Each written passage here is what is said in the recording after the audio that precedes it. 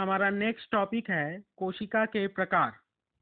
तो कोशिका में उपस्थित जो केंद्रक होता है वो उसके आधार पर कोशिका को दो भागों में बांटा गया है, एक प्रोकैरियोटिक कोशिका और दूसरा यूकैरियोटिक कोशिका।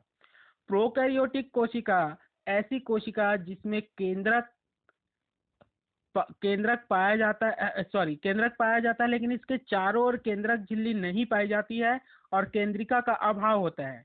जबकि यूकैरियोटिक कोशिका ऐसी कोशिका है जिसके केंद्रक में केंद्रक झिल्ली पाई जाती है चारों ओर और उसके अंदर केंद्रिका उपस्थित होती है। तो हम आधार ये मान सकते हैं कोशिका के प्रकार का कि एक में विकसित या सुव्यवस्थित केंद्रक पाया जाता है और एक में नहीं पाया जाता, अर्थात इनकी उपस्थिति एवं अनुपस्थिति, सुविकसित और सुव्यवस्थित केंद्रक की उपस्थिति एवं अनुपस्थिति के आधार पर कोशिका दो प्रकार की होती है।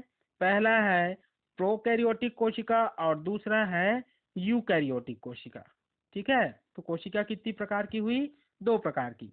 प्रोकैरियोटिक कोशिका प्रारंभिक समय की कोशिका है जो अल्प विकसित होती है, जबकि यूकैरियोटिक कोशिका पूर्ण विकसित कोशिका है जो प्रोकैरियोटिक कोशिका से विकसित होकर नई कोशिका में परिवर्तित हुई है, जिसे यूकैरियोटिक कोशिका कहते हैं।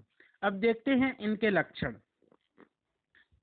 तो पहला देखते हैं प्रोकैरियोटिक कोशिका में के लक्षण। पहला, नाभिकीय झिल्ली के अभाव के कारण निश्चित केंद्रक तथा उसके अंदर पाई जाने वाली केंद्रिका का इस प्रकार कोशिका में अभाव होता है। सीधे शब्द में बोल सकते हैं कि केंद्रक के चारों ओर केंद्रक झिल्ली नहीं पाई जाती है तथा केंद्रिका का अभाव होता है। केंद्रक के अंदर एक छोटी संरचना होती है जिसे केंद्रिका कहते हैं। तो इस प्रकार की कोशिका में केंद्रक झिल्ली नहीं पाई जाती, जिसके कारण केंद्रिका का अभाव होता है। दूसरा, आनुवांशिक पदार्थ अर्थात डीएनए आरएनए कोशिका द्रव में बिखरे होते हैं। ये डीएनए और आरएनए कोशिका के केंद्रक के अंदर स्थित होते हैं, परंतु केंद्रक के चारों ओर केंद्रक झिल्ली नहीं पाए जाने के कारण ये कोशिका के अंदर के जो कोशिका द्रव होते हैं उसमें पूरी तरह से इधर उधर बिखरे रहते हैं। नेक्स्ट, डीएनए नग्न तथा द्विसूत्री श्रृंखलाकार अणु के रूप में होता है। डीएनए पाया जाता है लेकिन नग्न होता है। ठीक, इनका राइबोसोम 70S प्रकार का होता है। राइबोसोम का प्रकार ही ये जो 70S प्रकार का होता है। इनमें अन्य कोशिकांग जैसे mitochondria, chloroplast, Golgi coil, lysosome, endoplasmic reticulum का अभाव होता है। ये सभी नहीं पाया जाता है क्योंकि प्रारंभिक समय का कोशिका है। ठीक, कोशिका भित्ति यदि उपस्थित है तो प्रोटीन तथा कार्बोहाइड्रेट की बनी होती है। यदि कोशिका के चारों कोशिका भित्ति उपस्थित है तो वो प्रोटीन या कार्बोहाइड्रेट की बनी होती है। नेक्स्ट, इनका कोशिका विभाजन तुलना में कम समय में पूर्ण हो जाता है, और जब एक कोशिका बढ़कर दो कोशिका का निर्माण होता है तो ये कम समय में पूर्ण होता है और इसमें स्पिंडल फाइबर नहीं बनते। स्पिंडल फाइबर मतलब कोशिका के अंदर गुणसूत्रों को विपरीत दिशा में ले जाने के लिए तरकु तंतु का निर्माण होता है, एक प्रकार के रस्सी का, जो इसमें नहीं बनता है। कोशिका झिल्ली में ही श्वसन की प्रक्रिया पाए जाते हैं, अलग से श्वसन एंजाइम नहीं पाया जाता है इसमें। श्वसन एंजाइम इसमें पाया जाता है कोशिका झिल्ली के अंदर ही। ठीक, नोट बैक्टीरिया के कोशिका चित्र हेतु। बैक्टीरिया कोशिका का चित्र हमने पिछले ही चैप्टर में पढ़ा, उसमें दिया हुआ है। अब देखते हैं यूकैरियोटिक कोशिका के लक्षण।